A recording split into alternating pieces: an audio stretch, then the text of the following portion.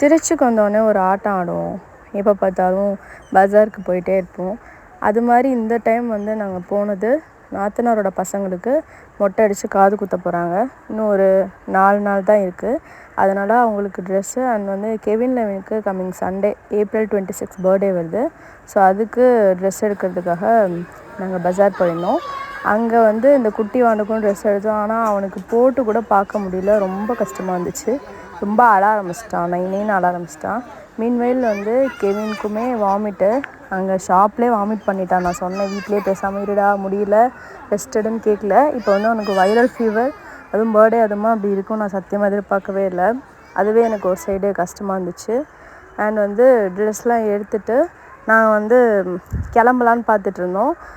குட்டீஸுக்கு dress எடுக்க போகும்போது அங்கே எங்கேயுமே சூட் ஆகலை. எல்லாமே அளவு வந்து டிஃப்ரெண்ட் ஆகுது. இவளுமே என்ன மாதிரி ஒரே மாதிரி தான் குழந்தைங்களுக்கு ட்ரெஸ் எடுப்பாள்.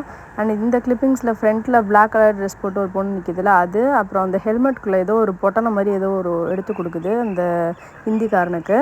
திருச்சியில் இந்த சம்பவம் நடக்குது. நான் அந்த வேலை வந்து ஷூட் பண்ணிட்டேன். அது எவ்வளோ கேஷுவலாக கொடுத்துட்டு அது அமௌண்ட்டும் வாங்கிட்டு இவங்க 2 பேருமே கிளம்பிட்டாங்க. அவங்களுக்கு கண்டிப்பாக டவுட் வந்திருக்கு நான் வந்து வீடியோ எடுக்கிறேன்ட்டு. அண்ட் வந்து இது மாதிரி நடக்குது. இதெல்லாம் வந்து கேட்குறதுக்கு யார் இருக்கான்னு சத்தியமாக எனக்கு தெரில. இது என் கண்ணிலேயாங்க மாட்டணும். அதுக்கப்புறம் நாங்கள் வேறு ஒரு ஷாப் போயிட்டு குட்டீஸ்க்கு வந்து கொஞ்சம் ட்ரெண்டியாக ட்ரெஸ் பார்க்குறோம், வெஸ்டர்ன் டைப்பில் பார்க்குறோம். ஏன்னா ரெகுலராக பட்டு பாவாடை சட்டை இதெல்லாம் போட்டு போர் அடிச்சிச்சுன்னு சொல்லிட்டு அப்படி செலக்ட் பண்ண சொன்னாங்க. கிட்டத்தட்ட 4-5 கடை ஏறி இறங்கி ஃபைனலாக சுடிதார் தாங்க எடுத்தோம். ஏன்னா இங்கே திருச்சியில் வந்து வெஸ்டர்ன் வேறு அவ்வளோவா கலெக்ஷன்ஸ் இல்லை, ரொம்ப சட்டிலாக தான் இருந்துச்சு.